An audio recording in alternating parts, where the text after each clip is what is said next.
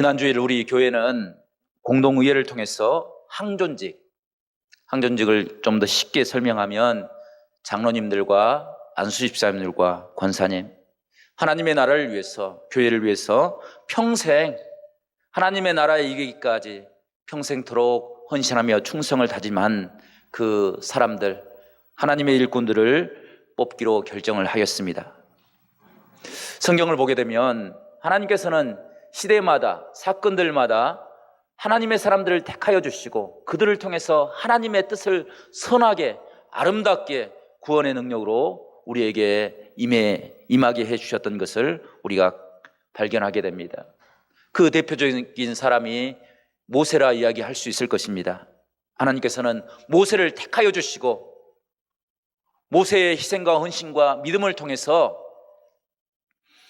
이스라엘 백성들을 애굽에서 탈출시켜 하나님의 영원한 안식으로 적과 꿀이르는 땅으로 하나님께서 인도해 주셨습니다. 이스라엘 백성들을 하나님이 선택한 민족으로 하나님의 성민으로 삼아 주셨던 것입니다. 하나님께서는 이스라엘 백성들을 향하여 이렇게 말씀하십니다. 내가 너를 지명하여 불렀나니 너는 내 것이라고 구속의 은총을 선포하고 계십니다. 그 모습이 현대로 오면 교회의 모습으로 이야기할 수 있습니다.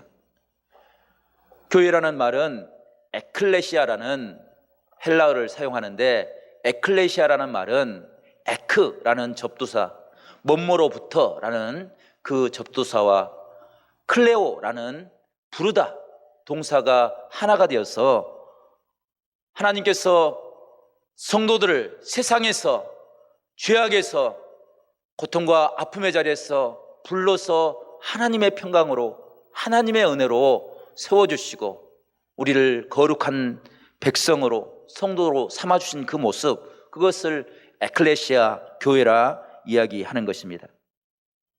우리는 가끔 예배당과 성도의 모임인 교회를 혼동하여 사용합니다. 그러나 본래 교회의 본질적인 뜻은 사람의 모임을 의미합니다. 그래서 교회는 그 교회가 품은 그 명칭 안에 사람을 세우는 일을 가장 귀한 일로, 사람을 세우는 일을 가장 아름다운 일로 생각하고 그들을 통해서 하나님의 귀한 뜻을 깨닫는 것, 그것이 교회의 모임이라 이야기할 수 있을 것입니다. 교회는 전도하는 일도 있고, 예배하는 일도 있고, 친교하는 일도 있고, 구제하는 일도 있고, 그리고 많은 사람들을 하나 되게 하는 그런 사랑의 친교를 갖게 됩니다. 그런데 그 모든 것들이 사람을 세우고 사람에게 구원의 은혜를 깨닫게 하고 하나님의 자녀되는 복된 삶의 자리로 인도하는 그런 사역들이 교회의 사역인 것입니다. 사도행전 보게 되면 주님께서는 특별히 하나님의 사명을 감당할 때 그냥 아무렇게나 감당하지 않고 사람들을 택하여 세우시고 그들에게 하나님의 특별한 은혜를, 은총을, 그리고 성령의 은혜를 베풀어 주신 것을 우리가 발견하게 됩니다. 사도행전 1장을 보게 되면 예수님의 12제자 중에 한 사람이었던 가룟 유다가 예수님을 배반하고 스스로 자결하여 주의 사도의 자리에서 떠나버리고 말았습니다. 그 자리를 빈자리로 놔둔 것이 아니라 주님께서는 사도들을 통해서 사도행전 1장 26절에 보게 되면 마띠아라는 사람을 선택하고 그에게 가룟 유다를 대신하여 주의 사명을 감당할 수 있도록 사도의 직분을 허락해 주셨습니다. 뿐만 아니라 사도행전 13장 2절을 보게 되면 안디옥 교회가 복음을 우리만 갖고 사는 것이 아니라, 우리만 누리는 것이 아니라 이방, 온 세계 열방을 위해서 하나님의 복음을 전해야 되겠다 결정을 하고 바나바와 바울을 선택하여서 그들에게 안수하여 세우고 그 사명을 맡기는 것을 보게 됩니다. 뿐만 아니라 사도행전 16장을 보게 되면 사도 바울이 2차 전도 여행을 위해서 자신의 동역자로 실라를 세우게 됩니다. 실라와 함께 빌립보에서 고난 가운데 하나님의 이름을 찬양하고 주의 사명을 감당했습니다. 뿐만 아니라 2차 전도 여행 중에 디모데를 만나게 됩니다. 그를 택하고 선택하여서 안디옥 교회를 통해서 에베소를 담당하는 그런 귀한 사역자로 삼아주는 것을 우리가 발견할 수 있습니다. 교회는 이렇게 일꾼을 세워서 주의 일을 감당하게 합니다. 교회가 사람을 세우는 일에 가장 대표적인 사건으로 오늘 우리가 읽었던 본문의 말씀을 이야기할 수 있을 것입니다. 사도행전 5장 42절부터 보게 되면 교회가 주의 복음을 가지고 전도하고 하나님의 복음을 증거할 때 큰 부흥의 역사를 이루었습니다. 초대 예루살렘 교회는 사람이 생각할 수 없을 만큼 놀라운 하나님의 능력을 경험하고 그 은혜를 통해서 아름다운 부흥의 역사를 이루었습니다. 오늘 읽은 7절 말씀 보게 되면 7절은 이렇게 기록을 하고 있는데 7절 말씀을 저와 여러분이 다시 한번 읽어보겠습니다. 7절입니다. 시작. 하나님의 말씀이 점점 왕성하여 예루살렘에 있는 제자의 수가 더 심히 많아지고 허다한 제사장의 무리도 이 도에 복종하니라. 아멘. 참 놀라운 기적인 것 같습니다. 예루살렘 교회, 그들은 주님이 승천한 후에 두려움과 절망과 좌절 속에 빠져 있었습니다. 아무것도 할 수 없는 그들을 성령께서 역사하여 주셔서 그들의 마음을 위로하여 주시고 용기를 허락하여 주시고 그들에게 놀라운 성령의 은사들을 허락하여 주셔서 주의 복음을 증거할 때 오늘 성경 말씀 보니까 제자의 수가 더 심히 많아졌다 이렇게 기록하고 있습니다. 그냥 많아졌다 이렇게 이야기하지 않고 더 예전보다 더 많은 그리고 심히 많은 그런 능력이 일어났습니다. 어떤 때는 주의 복음을 증거할 때 하루에 3,000명이나 되는 사람이 베드로의 설교를 듣고 주의 품으로 돌아왔습니다. 5,000명이 회개하고 하나님의 품으로 돌아왔습니다. 어떤 성서학자들은 예루살렘 성도의 수가 6만에서 10만 명 가까이 됐을 것이다 추정하기도 합니다. 이렇게 많은 사람들이 모여서 예배할 때 늘 기쁘고 즐거운 일만 있었던 것은 아니었습니다. 그러다가 한 사건이 일어났습니다. 오늘 1절 말씀 보게 되면 교회가 돌보아야 될 사람, 그 대표적인 사람이 남편을 잃고 홀로 자식을 키우는 여인, 그들을 돌보라 이렇게 이야기합니다. 지금도 홀로 자식을 키운다는 것은 쉬운 일이 아닙니다.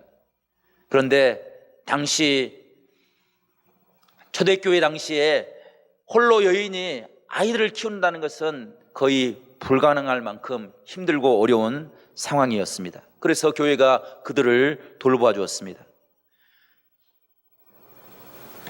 성도를 돌보는 일에 모두가 다 하나 되어서 협력해서 아름다운 일을 감당해야 되는데 오늘 성경 말씀 보니까 성도들 아름다운 은혜를 경험했던 그들조차도 출신에 따라서 파가 나뉘어져 있는 것을 보게 됩니다. 그게 헬라파와 히브리파 사람들이 구분이 되었습니다. 아마도 이 파의 나눠짐은 의도적으로 또 계획적으로 나눠진 것은 아니었습니다. 그럼에도 불구하고 상황에 따라 나뉘어진 그 나눔이 초대 예루살렘 교회를 힘들고 어렵게 하는 그런 모습으로 다가왔습니다. 아무리 의도하지 않는 나눔이라 할지라도 그것이 교회 안에서 사람을 구분하고 사람을 나누고 사람을 차별할 때 교회가 큰 환난을 겪게 되는 것입니다. 이것이 예루살렘 교회가 겪는 첫 번째 시험이고 갈등이 되었다는 것입니다. 우리나라 사람들도 살펴보면 참 정이 많은 것 같습니다. 그래서 고향이나 또 학연이나 출신이 같은 사람들, 그 사람들을 끌어주기도 하고 챙겨주기도 합니다. 아마도 예루살렘 교회가 그런 상황으로 돌보기도 하고 그렇게 해왔던 것으로 보여집니다. 그런데 이것이 문제가 되니까 큰 갈등이 되고 혼란이 되고 어려움이 되었습니다. 좋은 의도로 시작했습니다. 전혀 차별을 염두에 두고 만든 것이 아닙니다. 그럼에도 불구하고 이것들이 부정적인 힘을 만들어낼 때 교회는 큰 고난을 겪게 된 것입니다. 예루살렘 교회에서 헬라파 과부들이 구제에서 빠졌습니다. 히브리파 과부들만 구제를 받았습니다. 성경을 이렇게 살펴보면 매일 행해지는 구제다라고 이렇게 기록을 하고 있는데, 그 구제 내용이 무엇인지를 성경은 자세하게 기록되어 있지 않지만 그 구제가 큰 물질을 주거나 많은 것을 주는 그런 도움은 아니었으리라고 생각을 합니다. 왜냐하면 매일매일 찾아오는 그 힘들고 어려운 사람들에게 구제하는 것, 많은 것을 줄 수가 없는 그런 상황이었습니다. 그런데 그 작은 불평이, 그 작은 차별이 교회에게는 큰 환란이 되었고, 부흥에는 큰 분위기를 바꾸는 찬물을 끼얹는 그런 일로 비춰지고 있습니다. 교회는 10사람이 은혜 받고 또 친교를 하고 서로 위로를 하는 그런 은혜를 나누어도 한 사람의 불평이 교회의 분위기를 바꾸는 그런 영향력을 미치게 되는 것입니다. 그래서 교회 안에서 불평이 가장 큰 시험거리가 되고, 그리고 아픔이 되는 것으로 우리가 깨닫게 됩니다. 초대교회가 어떤 교회였습니까? 정말 초대교회는 아름다운 교회, 복된 교회, 지금 모든 교회가 본으로 삼고 또 우리가 회복하고자 하는 모델로 삼는 교회가 초대교회입니다. 초대교회는 성령을 경험했습니다. 주의 복음을 증거할 때 기적적인 역사들이 일어났습니다. 부흥하고 많은 사람들이 몰려들고, 그리고 물질적으로도 인적으로도 너무나도 풍성한 그런 교회가 초대교회였습니다. 그럼에도 불구하고 불평하는 사람, 원망하는 사람이 생겨나니까 갈등이 일어나고 시험이 찾아오고 큰 환란이 되는 것을 보게 되는 것입니다. 이런 모습을 보게 되면 우리 교회가 지향해야 될 모임들을 우리가 초대교회를 통해서 발견할 수 있습니다. 어느 지역 모임이나 학교 모임이나 집안 모임조차도 교회 안에서는 근절해야 되는 것입니다. 우리가 교회에 모이는 것은 사적인 모임을 갖기 위해서가 아닙니다. 우리는 오히려 지난 모든 과거의 모임들, 삶의 모습들을 십자가 앞에 다 내려놓고 이제는 사적인 모임들 깨트리고 주님의 사랑에서 한 가족, 온전한 주님의 가정을 이루기 위해서 우리가 주 앞에 예배하는 것입니다. 오직 하나님의 은혜로 살기로 결심하고 주의 성전에 나와 예배하고, 그리고 하나님의 평강을 회복하는 것, 그것이 참된 신앙의 모습입니다. 그런데 이 평안의 모습이 지역 때문에, 학연 때문에, 사람의 관계 때문에, 사적인 모임 때문에 깨진다고 한다면 그것은 참된 신앙의 모습이라 이야기할 수 없을 것입니다. 교회 일을 하다 보면 가끔 이런 분도 보게 됩니다. 참 교회에 헌신적이기도 하고 열심을 다해서 노력을 하는 분입니다. 그런데 어떤 일만 맡으면 너무 그 열정이 지나쳐서 자신이 맡은 일, 그 일만이 교회 전체 모든 일보다 우선돼야 되는 일처럼 이야기하고, 그리고 그렇게 해야 직성에 풀리는 분들이 있습니다. 물질적인 지원도, 인적인 지원도, 모든 관심도 그것에 집중하지 않으면 직성에 풀리지 않습니다. 다른 사람 헌신하고 봉사하는 것, 그것을 너무나도 가볍게 여깁니다. 자신이 맡은 사역이 최고가 되어야 된다, 그런 생각을 품는 사람들이 있습니다. 그것 때문에 교회가 갈등을 일으키고 분쟁이 일어나는 것을 보게 됩니다. 교회의 중심은 개인이 돼서는 안 됩니다. 어떤 부서나 한 모임이 중심이 돼서는 안 됩니다. 교회는 오직 하나님의 뜻이, 하나님의 말씀이, 또 서로를 돕고 이해하고 존중해주는 것, 그것이 중심이 되어야만 참된 교회의 모습을 이루어갈 수 있는 것입니다. 상처진 사람들이 자기들이 위로받고 세워지는 그 모습을 바라보면서 힘을 얻는 것, 그것이 교회의 모임이 될 수 있다는 것입니다. 초대교회 안에서 문제가 있을 때 예루살렘 교회가 맨 먼저 했던 것은 사람을 세우는 일이었습니다. 그냥 사람에게 어떤 일을 맡기기 위해서가 아니라 분명한 목적과 이유가 있었습니다. 예루살렘 교회에 많은 사람들이 몰려들 때 교회에 할 일이 너무 많았습니다. 사람을 대하는 일, 접대하는 일 너무나도 많았던 것입니다. 그래서 교회가 해야 할 본질을 잃어버리고 부수적인 일에 매달리게 되었습니다. 사도들이 사람을 접대하는 일에, 사람을 대하는 일에, 구제하는 일에 매달리다 보니까 교회가 기도하는 일과 말씀에 집중하는 일에 소홀히 하게 되었다는 것입니다. 영적인 문제가, 영적인 질서가 무너지니까 교회에 많은 일들, 착한 일들, 선한 일들을 행했지만 그것이 오히려 갈등의 요소가 된 것입니다. 그래서 그 착한 일들, 선한 일들, 구제하는 일들을 감당하기 위해서 7 집사를 세웠습니다. 기도하고 말씀으로 돌아가기 위해서, 하나님의 은혜를 깨닫기 위해서 사람을 세워 영적인 일들과 선한 일들을 함께 동역하기 위해서 사람을 세워 그 일을 감당하게 되었다는 것입니다. 우리가 교회에서 감당하는 모든 일들, 아무리 작은 일조차도 우리가 주의 안에 예배와 주의 성전에 와서 예배하는 모든 성도 한 사람 한 사람이 가장 존귀하고 하나님의 택하심을 받은 그런 사명자인 것을 우리가 모두가 깨닫고, 그 은혜로 하나님과 날마다 교통함으로 우리의 성도의 참된 자존감을 회복하는 그런 귀한 은혜가 우리 가운데 있기를 간절히 바랍니다. 제가 대학원에서 2003년쯤 사회복지를 잠깐 공부를 했습니다. 그때 사회복지가 사회적으로 가장 호황을 누렸던 그런 시기였던 것 같습니다. 그때 우연히 한 교회를 지나가다가 교회 정문에 유리에 선팅지로 이런 글씨가 쓰여 있는 것을 보았습니다. 복지가 있는 교회. 아마 그 교회는 교회에서 하는 복지 사업, 그것을 자랑거리로 삼았던 것 같습니다.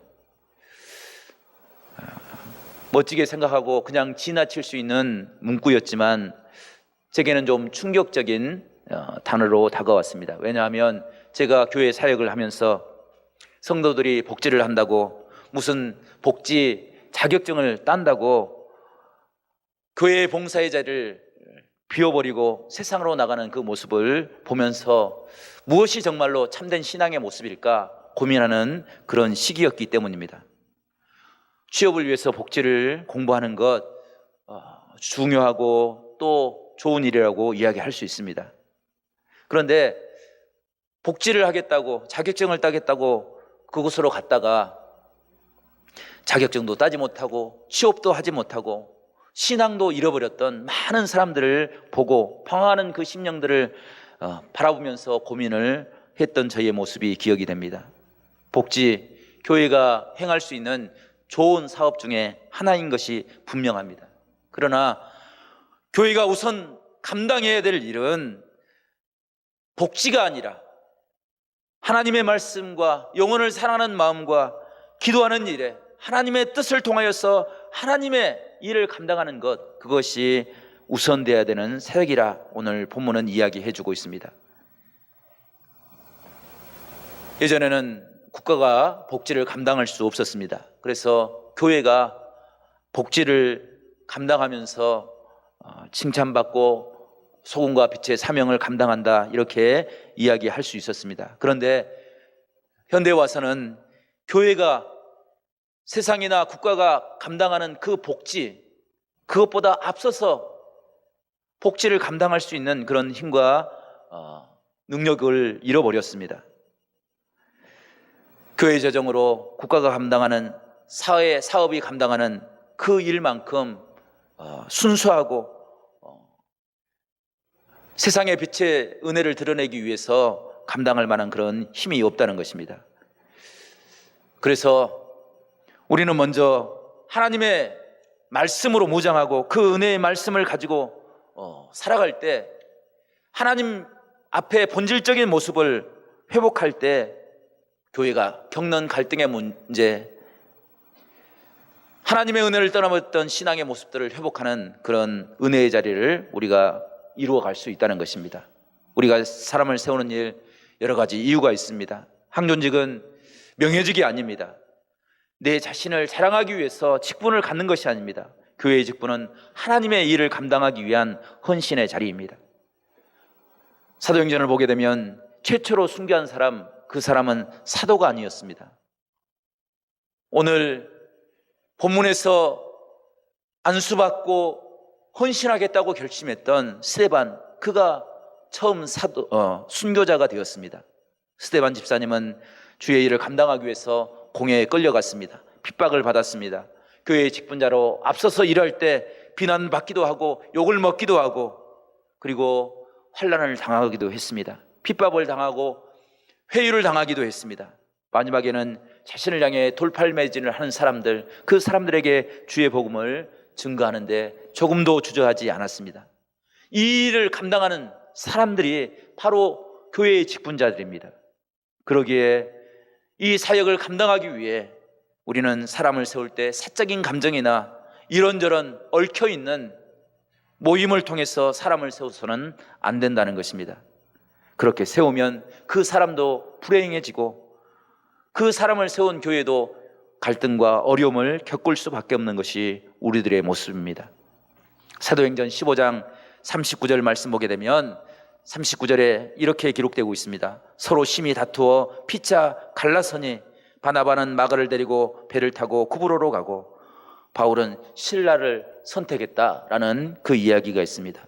성도 여러분, 바나바와 바울이 심히 큰 다툼을 이루었다라고 기록하고 있습니다. 왜 바나바와 바울이 다툼을 이루었습니까? 바나바에게 바울은 정말 없어서는 안 될 복음의 동역자였습니다. 바울에게 바나바는 인생의 스승과 같고 은인과 같은 존재였습니다. 바울이 사역의 자리로 나갈 때 바나바 없이 그 사역을 이룰 수 없을 만큼 그렇게 막대한 영향을 받은 사람이 바나바였습니다.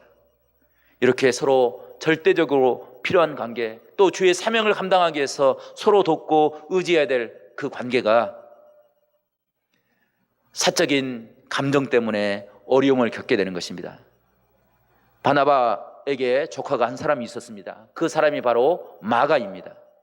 마가는 1차 복음 전도 여행을 떠났을 때 힘들고 어려울 때 바울이나 바나바에게 사정이나 설명을 하지 않고 자기의 집으로 돌아가 버리고 말았습니다. 복음 전도 사명을 중지하고 자신의 감정에 따라서 그것을 포기하고 무책임하게 자기의 집으로 돌아가 버리고 말았다는 것입니다. 바울은 그 모습을 바라보면서 마가와 함께 주의 사명을 감당할 수 없다고 주장했습니다. 하지만 바나바는 자신의 조카를 다시 세우기 위해서 같이 데리고 가자고 이야기를 한 것입니다. 만약에 사적인 감정이 없었다고 한다면 바나바와 바울은 큰 갈등이 있었다 할지라도 그 문제를 지혜롭게 해결했을 것입니다. 그런데 사적인 감정이 얽히니까 큰 분쟁이 되고 어려움이 되었습니다. 주의 일을 감당하는데 다툼이 있어서야 어떻게 사역을 감당할 수 있겠습니까? 불행하고 정말 있어서는 안 될 일이 사적인 감정 때문에 시작되었습니다.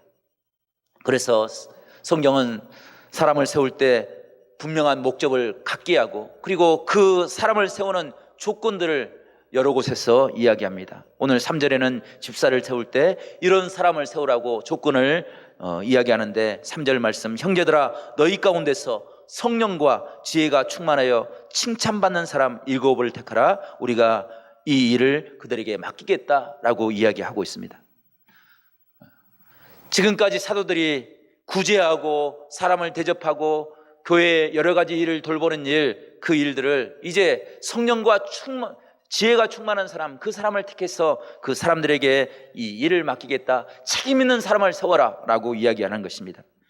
디모데전서 3장 8절에는 이렇게 집사의 조건을 이야기하는데 이와 같이 집사들도 정중하고 일구이연하지 아니하고 술에 임박히지 아니하고 더러운 일을 탐하지 아니하고 깨끗한 양심의 믿음의 비밀을 가진 자라야 한다라고 기록하고 있습니다. 사람을 대할 때 정중한 사람, 이 사람과 저 사람에게 말이 달라지지 않고 일구이연하지 않는 사람, 술에 임박히지 않는, 세상의 풍습과 세상의 환락에 빠져들지 않는 사람, 자신의 이익을 탐내지 않는 사람, 선한 양심을 가진 사람, 그 사람이 하나님의 일에 합당한 사람이라는 것입니다. 왜 이렇게 성경은 하나님의 사람들을 택할 때 자격과 조건을 이야기하는 것입니까? 그만큼 교회가 사람을 세울 때 환난이 있었고 시험이 있었고 갈등의 과정들을 겪고 왔기 때문입니다. 그것을 갈등을 이겨내기 위해서 그런 조건들을 만들어서 그 갈등을 조금이라도 없이 하기 위해서 이렇게 성경이 우리에게 이야기하고 있다는 것입니다. 성도 여러분, 우리가 모든 교회 성도들의 의지를 모아서 사람을 세우려고 기도하고 있습니다. 이 일을 통해서 정말 하나님의 선한 뜻이 우리 안에 이루어지기를 간절히 바랍니다. 하나님의 뜻대로, 믿음의 방법대로 사람을 세울 때 시험에 들지 않고 하나님의 뜻을 이룰 수 있는 그런 귀한 축제가 될 수 있기를 간절히 바랍니다. 그래서 성경에는 때로 선거를 하지 않고 제비를 뽑았습니다. 조건에 맞는 사람들을 몇 사람 뽑아서 제비를 뽑기를 해서 그 사람이 하나님의 사람인, 하나님이 개입하고 하나님이 인도하는 그 방법을 선택하기 위해서 제비를 뽑는 그런 일도 행하였다는 것입니다. 성도 여러분, 세워진 사람은 하나님 앞에 충성을 결심하고 주님 앞에 신실한 사람으로 서고, 또 선거를 통해서 보류된 사람, 떨어진 사람이 아니라 또 다른 기회가 있기에 보류된 사람은 스스로를 돌아보고 준비해서 더 큰 것으로 사용되는 그런 일이 교회에 사람을 세우는 일입니다. 이 일을 위해서 우리가 함께 기도할 수 있었으면 좋겠습니다. 그래서 6월 15일 월요일부터 20일까지 한 주간 동안 우리가 릴레이로 기도하면서 하나님의 뜻을 함께 이루는 그런 일을 진행시키려고 합니다. 우리 모두가 함께 1층 로비에 나가시면 릴레이 기도에 신청할 수 있는 그런 표가 있습니다. 게시판에도 그것이 있는데 한 사람도 빠짐없이 우리가 함께 기도함으로 이 일에 동역할 수 있기를 간절히 바랍니다. 그래서 초대교회처럼 사람을 세워서 하나님의 뜻을 행하고, 그리고 그것이 하나님의 축복이 되고 성도들에게는 기쁨이 되고 감사가 되고 사명을 받은 사람들에게는 영광이 되고 하나님의 뜻이 이루어질 수 있는, 협력하여 하나님의 선한 뜻을 이루는 복된 귀한 교회가 될 수 있기를 간절히 축원합니다. 건강한 교회는 이런 일이 있을수록 더 하나님 앞에 겸손하게 엎드리고 하나님의 뜻을 구합니다. 하나님 앞에 엎드려 기도할 때 하나님께서 우리를 초대교회와 같은 아름다운 믿음의 모습으로, 예루살렘 교회 같은 성령의 역사를 이루는 축복의 교회로 우리를 인도해 주실 것을 믿습니다. 이 일을 위해서 우리가 지금부터 깨어서 기도함으로 하나님의 아름다운 뜻을 이루는 우리 모든 사랑하는 성도들이 될 수 있기를 간절히 축원합니다. 기도하겠습니다. 사랑과 은혜가 풍성하신 우리 하나님 아버지, 감사합니다. 부족하고 연약한 저희들을 택하여 주셔서 하나님의 자녀 삼아 주시고 주님을 의지하며 살아갈 수 있도록 도와주셨사오니 감사를 드립니다. 세워짐의 자리에서 하나님, 우리와 함께 하시는 은혜의 하나님을 만나게 하여 주시옵소서. 또 우리가 기도하는 귀한 항존직 선거 주님 앞에 온전히 의탁을 드리오니 성령께서 함께 하여 주시오, 주님의 뜻을 깨닫게 하여 주시고 우리 모두가 기쁨과 감사함으로 이 모든 일을 넉넉히 감당할 수 있도록 우리 하나님께서 인도하여 주시옵소서. 한 사람도 시험에 넘어지지 않도록 도와주시고, 하나님, 우리의 신앙이 날로 주님과 동행하는 복된 은혜의 삶이 될 수 있도록 성령께서 함께하여 주시옵소서. 주님께 모든 것 감사와 영광 올려드리고 예수 그리스도의 이름으로 간절히 기도드리옵나이다. 아멘.